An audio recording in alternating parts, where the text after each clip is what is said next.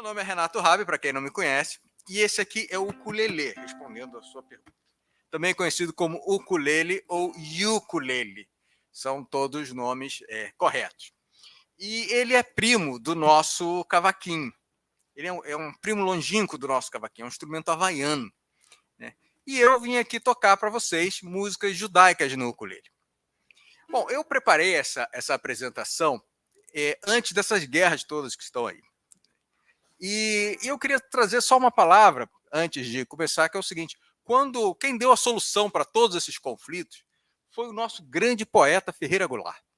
Ferreira Goulart estava numa mesa discutindo a questão palestina, e o israelense falou as razões dele, o outro, o palestino, falou as razões dele. Ferreira Goulart ouviu o outro, e virou e falou assim: olha, quando eu estou brigando com a minha mulher, eu digo o seguinte: eu não quero ter razão, eu quero ser feliz. Então foi assim que Ferreira Goulart resolveu o problema, né, com a esposa dele e também os grandes problemas mundiais. Então é aqui que eu venho trazer um pouquinho de uma palavra de paz, uma palavra de felicidade, e que a gente possa aqui curtir um pouquinho, ouvir um pouquinho da música judaica. E não por isso, eu vou começar com uma música chamada Osé Shalom, que significa faça paz. Aqui no Brasil, ela foi gravada por Leonardo Gonçalves. Vamos lá.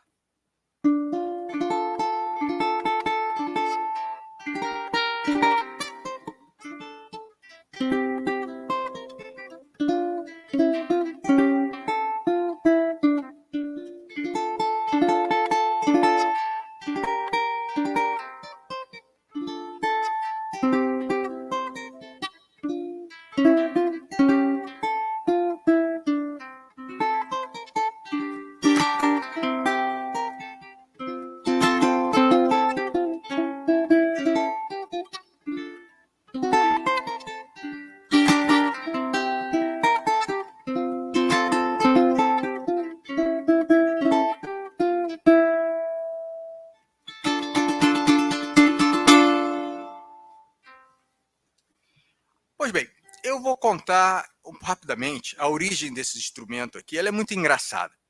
Os portugueses, eles no século XIX, eles levavam nas navegações pequenos instrumentos de corda, que eram as chamadas machetes, ou cavaquinho português, ou se ele era feito na cidade de Braga, eram as chamadas braguinhas, ou se era feito na Ilha da Madeira.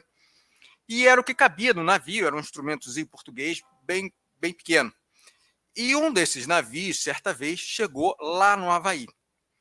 E quando eles chegaram lá, eles ficaram assim muito felizes. Eles chegaram, desceram na ilha e começaram a pular, cantar, dançar, e pulavam, cantavam e dançavam, né?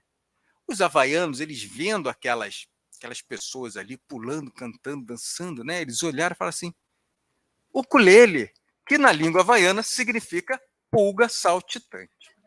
É isso. Pulga saltitante também é uma referência à afinação, porque ele tem que andar muito pelo braço, diferente de outros instrumentos de corda, né? Daí o nome do instrumento. Pois bem, esse instrumento ele também chegou aqui no Brasil. E aqui no Brasil ele evoluiu, ele se transformou no nosso cavaquinho, o cavaquinho brasileiro. Por isso que a gente diz que o ukulele é primo do nosso cavaquinho, do cavaquinho brasileiro. Agora, se você quiser, vamos lá, qual a diferença? Muito boa a sua pergunta. E se você quiser, já vou falar, se você quiser implicar com o ukulelista, você quer encher a paciência dele, você chama o ukulele dele de cavaquinho, que ele fica chateado, ele fica para morrer. Não é isso, Jorge? Todo ukulelista fica chateado quando chamam o ukulele dele de cavaquinho. O ukulele é muito diferente do cavaquinho. Tá? As cordas são de nylon, tem uma série de diferenças. Mas a principal diferença, por exemplo, o cavaquinho ele é um só. Já o ukulele é uma família. Este aqui é o ukulele tenor.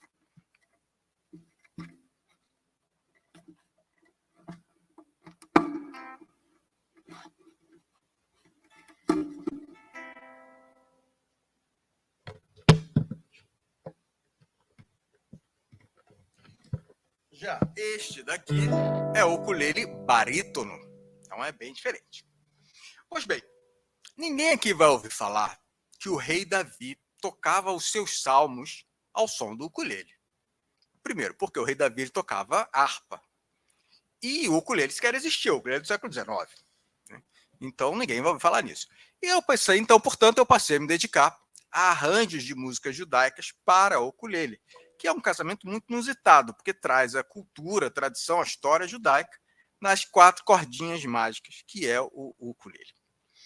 Então, quando a gente fala em música brasileira, a gente fala de um país, a gente fala de uma fronteira.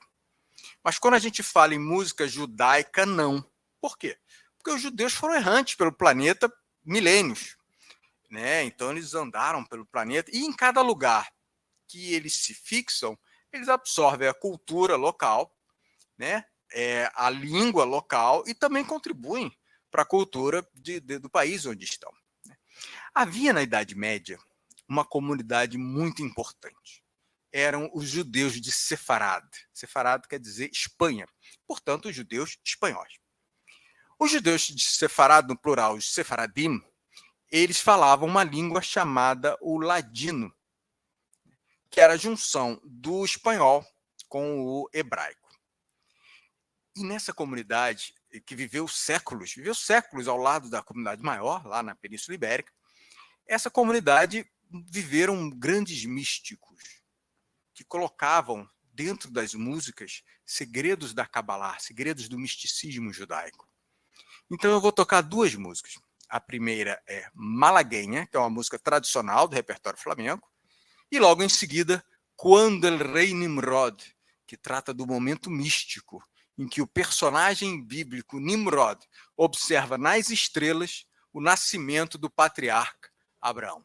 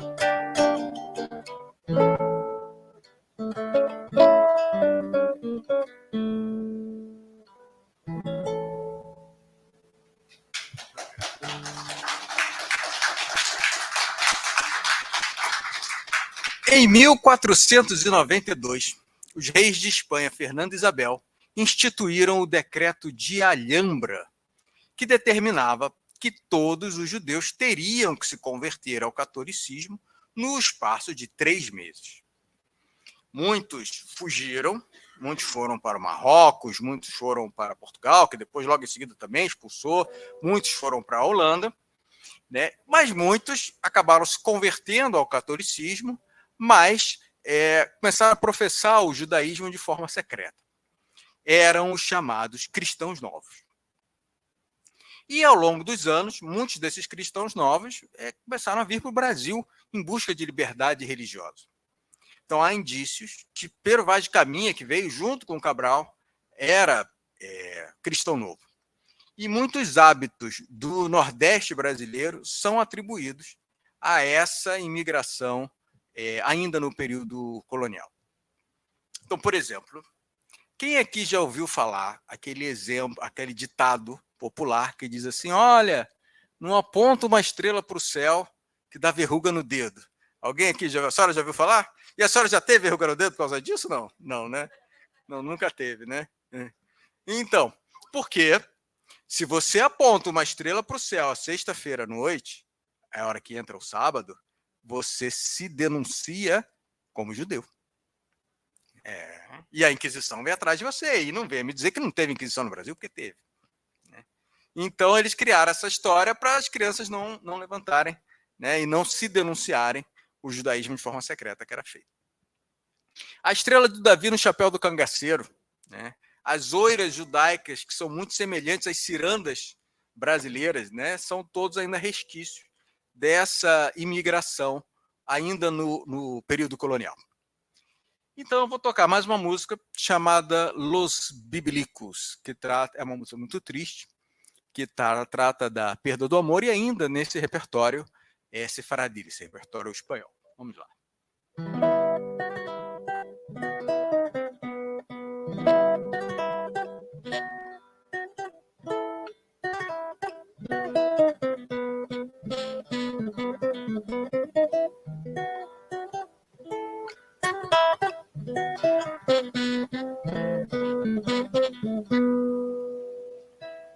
Os bíblicos cantam com suspiros del amor, me chama e ventura, estão em tu poder, me chama e ventura, estão em tu poder.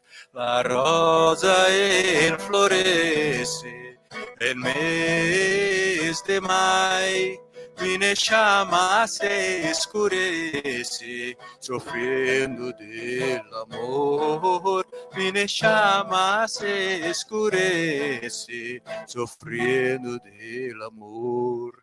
Mas ven, paloma, mas ven comigo, mas ven, paloma, que estou a morrer.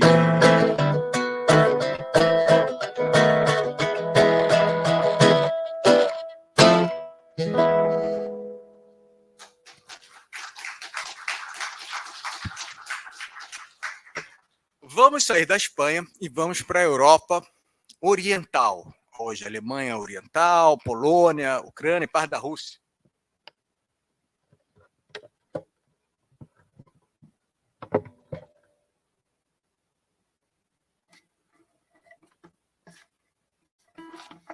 Nesta região viviam os judeus de Askenaz. Askenaz é Alemanha, portanto, os judeus alemães. No plural, judeus Askenazim. Os judeus Askenazim, eles falavam uma língua muito diferente, que era o Yiddish. O Yiddish é a mistura do alemão arcaico com o hebraico.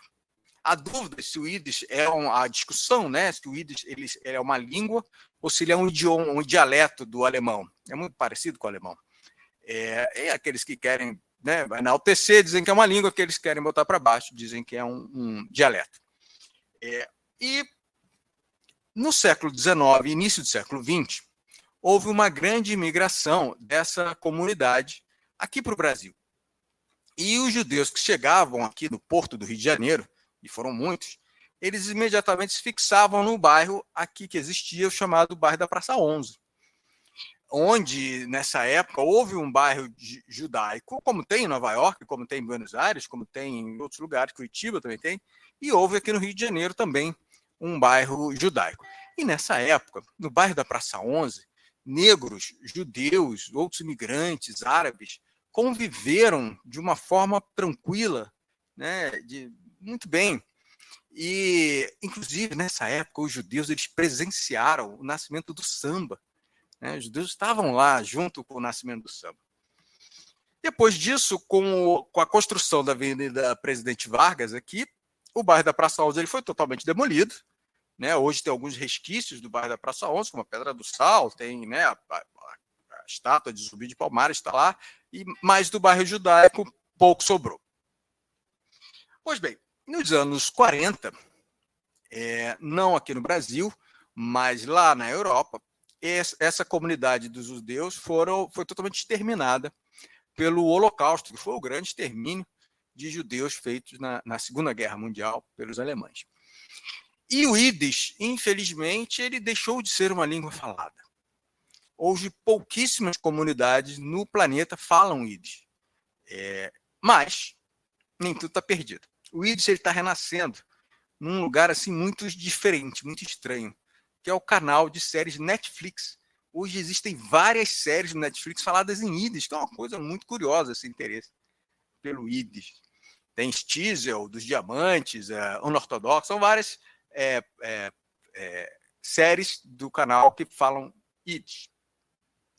Pois bem, no ano de 1900, Mark Warszawski compõe uma música chamada Oifin Pripyat, que é um importante registro da cultura Yiddish anterior ao Holocausto. Pripyat era um fogão russo, a lenha, que quando acesa ele aquecia toda a casa. E a música ela trata da importância do ensino da língua hebraica para as crianças. Ele descreve uma cena ao pé do forno em que um rabino, um professor, ele está ensinando o Aleph Beis, o alfabeto para as crianças. E essa música ela ficou muito ligada ao Holocausto porque ela aparece em vários filmes que tratam do assunto, como, por exemplo, a Lista de Schindler. Né? Aparece lá. E, ao final da letra, ela fala assim: crianças, quando vocês crescerem, vocês entenderão quantas lágrimas e sofrimento existem nessas letras. Oifin Pripyat.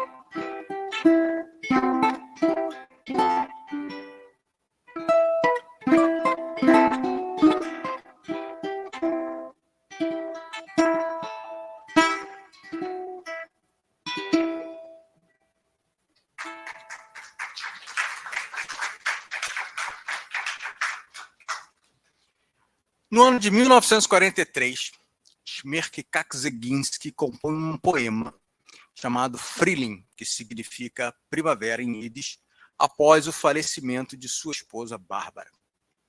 E Avraham Bruno transforma esse poema num belíssimo tango, que foi muito cantado nos guetos que são os bairros de confinamento obrigatório na Europa dos judeus, e também os campos de concentração. Avraham Bruno morre no campo e Smerki Kakseginski consegue fugir e se junta a um grupo de resistência chamado Os Partisãos. Após a primeira execução pública de Frilin, perguntaram ao poeta como que, num momento de tanta tristeza, ele conseguiu compor algo tão belo. E o poeta respondeu: nós fazemos canções e as cantamos, pois as canções unem nossas almas, elevam nossos sentimentos e sustentam os nossos músculos. Frilin.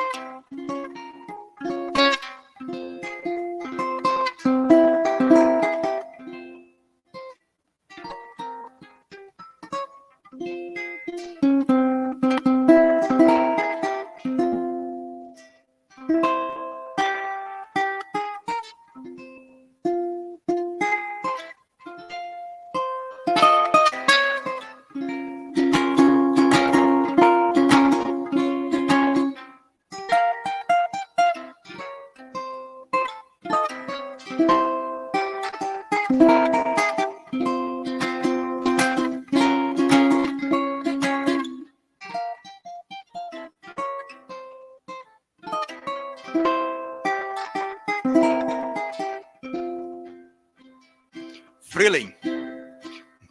Nenn zu mein Treue, Rei meine Liebsten, mein Rhein zurück. Frilin, oi Diamond Flicken Bläue, oi man mein Herzschnitt, und I give es up my Glück.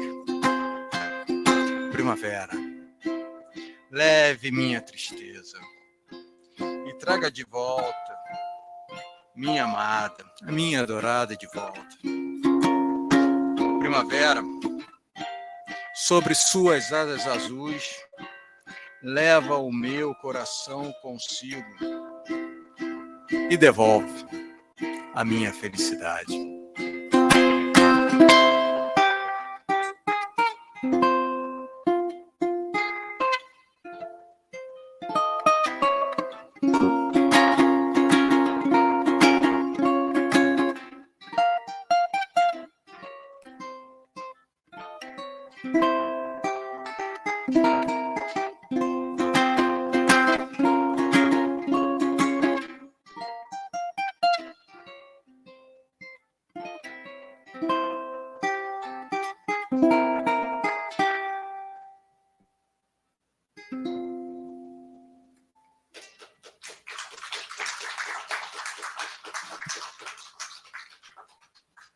Uma das músicas mais importantes do repertório Yiddish é, sem dúvida alguma, My Yiddish Mama. Inclusive, minha mãe aqui presente, ela sempre fica muito envergonhada quando eu faço isso.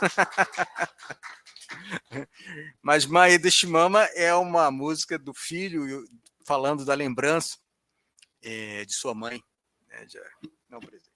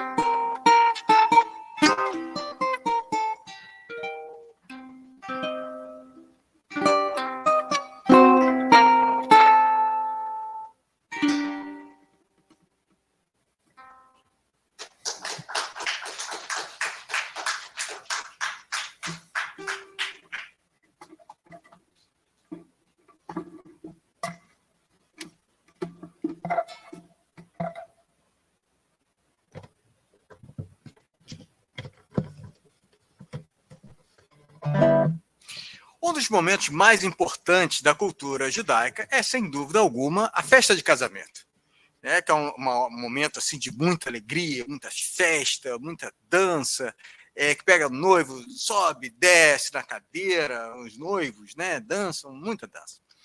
E nessa região existiam grupos de músicos que viviam de tocar de tzeitla em tzeitla, de vila em vila, em festas de casamento.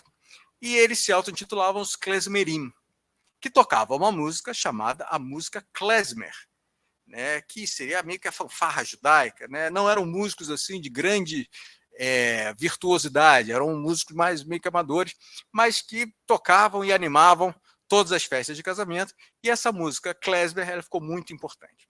Então eu vou tocar 3 músicas. A primeira, Hosen Kale Mazal Tov, todas logo em seguida, né? Uma seguidinha da outra. Logo em seguida, Klezmeron, e para finalizar, ela, a ultra icônica Hava Nagila.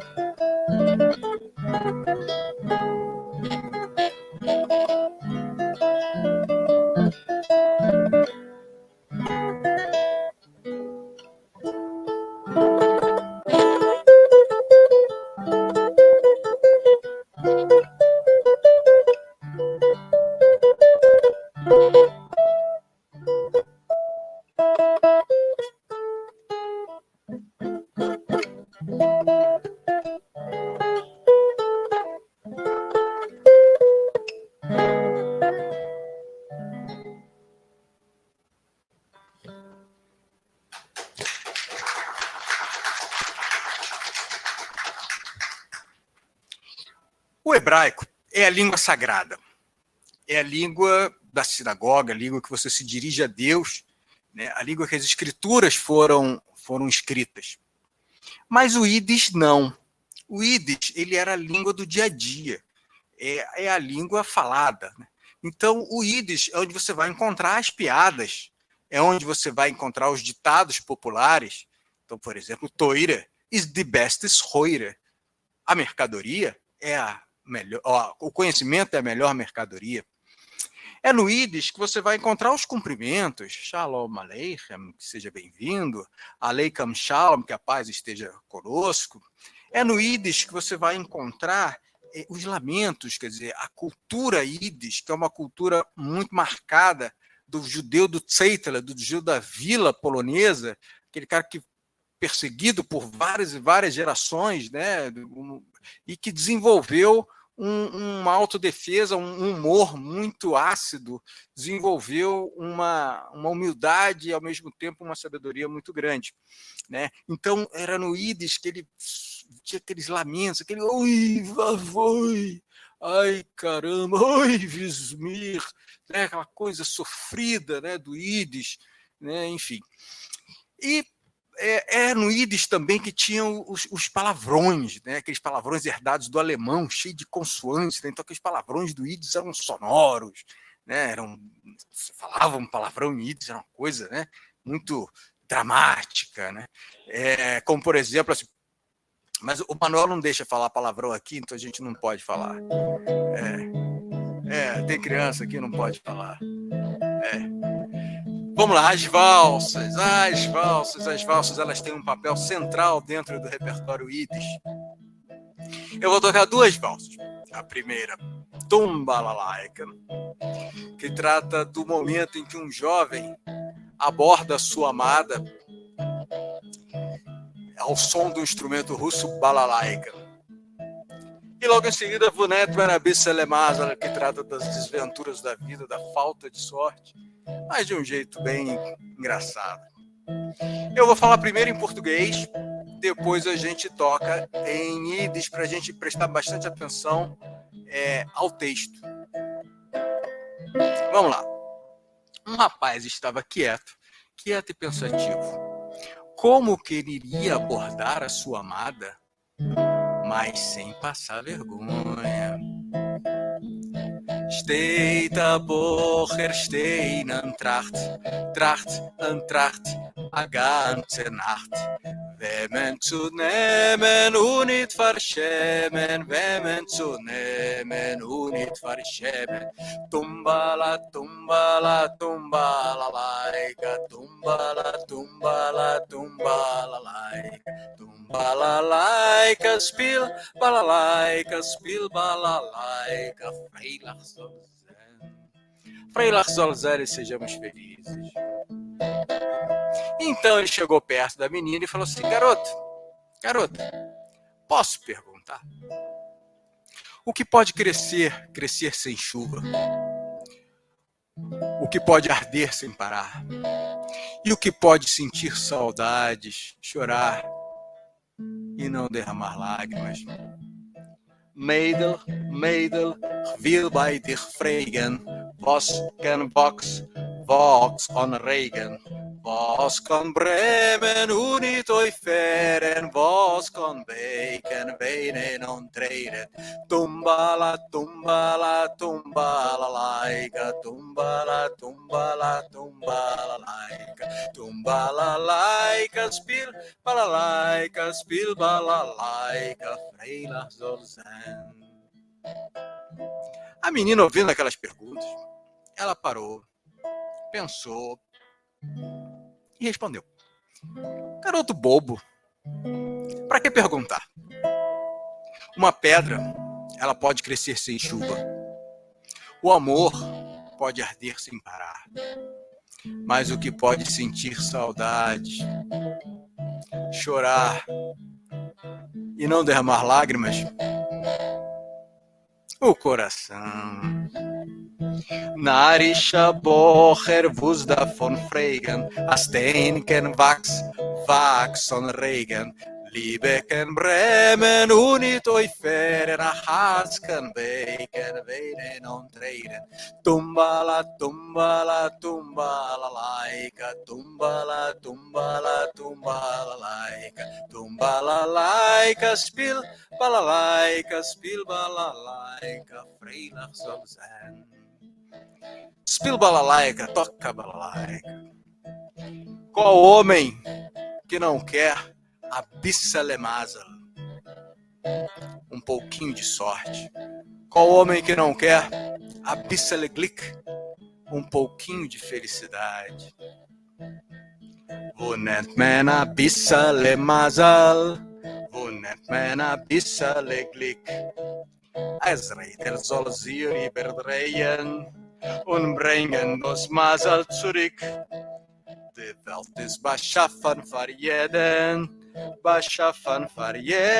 gleich. Oi, wo nennt man a bissale Chotsch, nor a bissale Masal, a bissale Glück.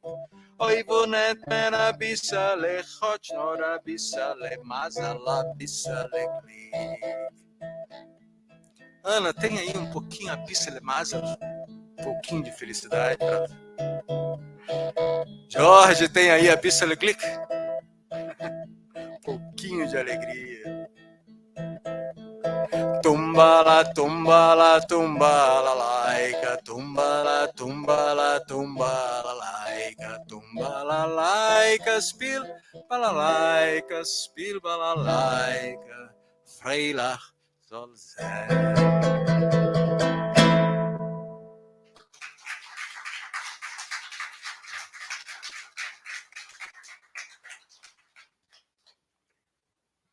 No ano de 1969, instituiu-se lá em Israel o The Hasidic Songs Festival, que durou por 10 anos. E num desses festivais, Sara, e que teve aqui no Brasil também, né? Aqui no Brasil nós também tivemos festivais. E num desses festivais, um casal de compositores chamado Sara e Ehud Zweig lançaram na voz de Horam Garon a música chamada Yedid Nefesh. Yedid Nefesh é um poema muito antigo, do século X, XI, não tem nem muita autoria definida. E eles pegaram essa prece e esse poema muito antigo e transformaram numa bela música, né, que fez muito sucesso à época. Então vamos lá. Yedid Nefesh. Yedid Nefesh Av Arachaman. Yedid Nefesh Av Arachaman. Meshovar Decha. El Retzonecha. Meshovar Decha. Lai rai lai rai rai el Retzonecha. Yarutz ardecha kemo ayam ishtachave rai rai rai rai rai rai rai rai el mul chadarecha.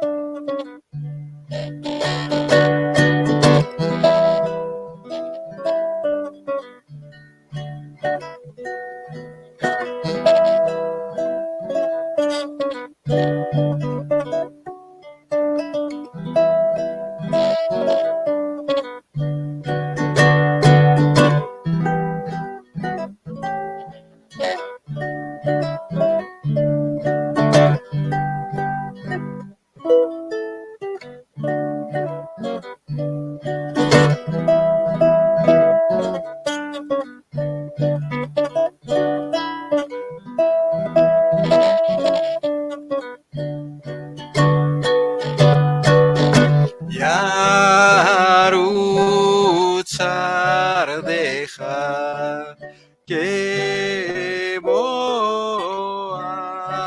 ayam ishtachave lai rai rai rai rai rai rai rai rai el mul chadarecha.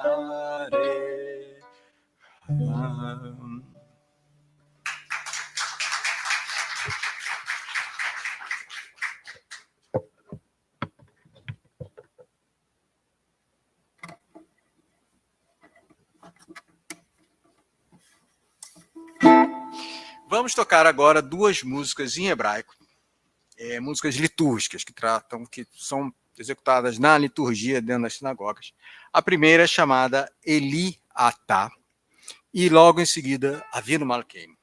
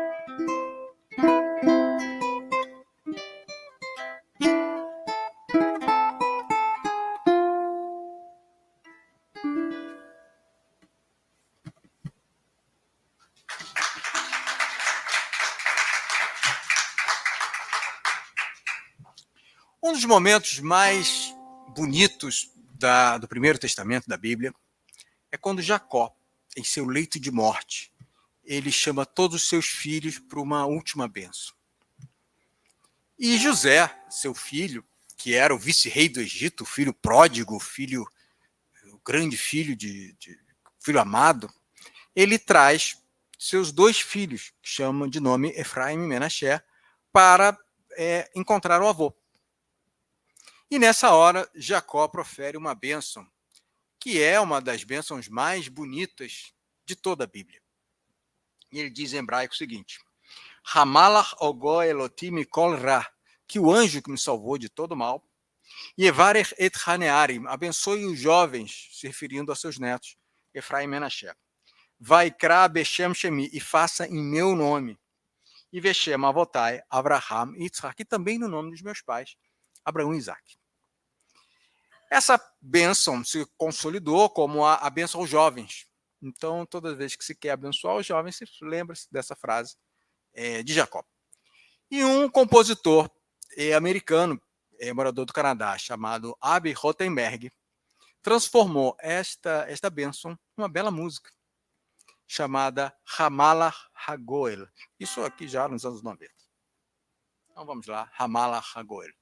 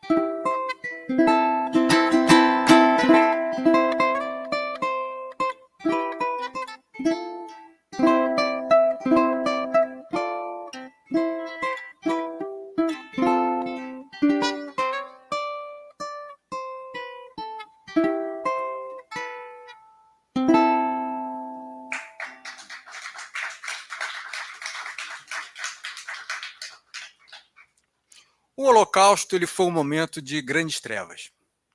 Mas logo em seguida veio a esperança. Então eu vou tocar duas músicas. A primeira, o tema do filme A Lista de Schindler, e logo em seguida, Hatikva, que significa esperança.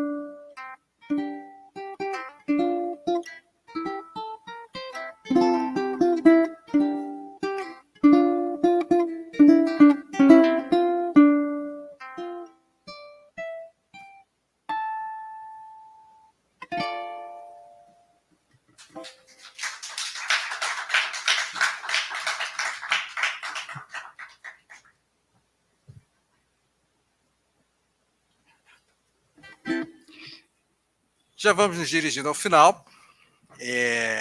Vou tocar uma música chamada Cena Cena, que ele venha, levante-se, venha festejar. E logo em seguida, ela, a icônica, aquela que foi gravada pelo rei Roberto Carlos, Yerushalayim Shel Zahav. Vamos lá.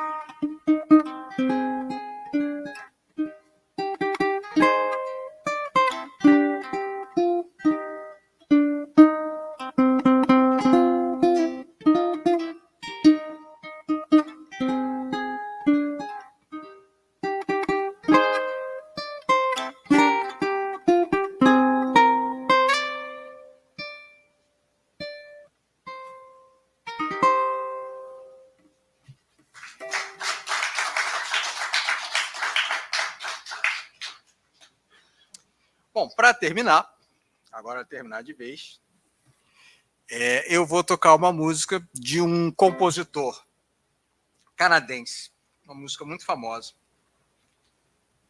E a curiosidade sobre essa música é o seguinte: ele compôs uma prece moderna, ele quis compor uma prece da modernidade. E aí ele fez a música e levou para sua gravadora lá nos Estados Unidos. E chegando nos Estados Unidos, a gravadora virou e falou assim: olha, aí não, prece moderna, a gente não quer saber disso não. Não vamos gravar não. Ah, tá bom. Ele pegou a música, levou para a Europa, e na Europa ele apresentou para sua gravadora na Europa. E aí a gravadora virou e falou assim: ele já era um cantor de muito sucesso, e ele falou: tá bom, vamos gravar. Gravou. E para desgraça e desespero da gravadora americana, essa música se transformou em uma das músicas mais tocadas de todos os tempos, mais gravadas.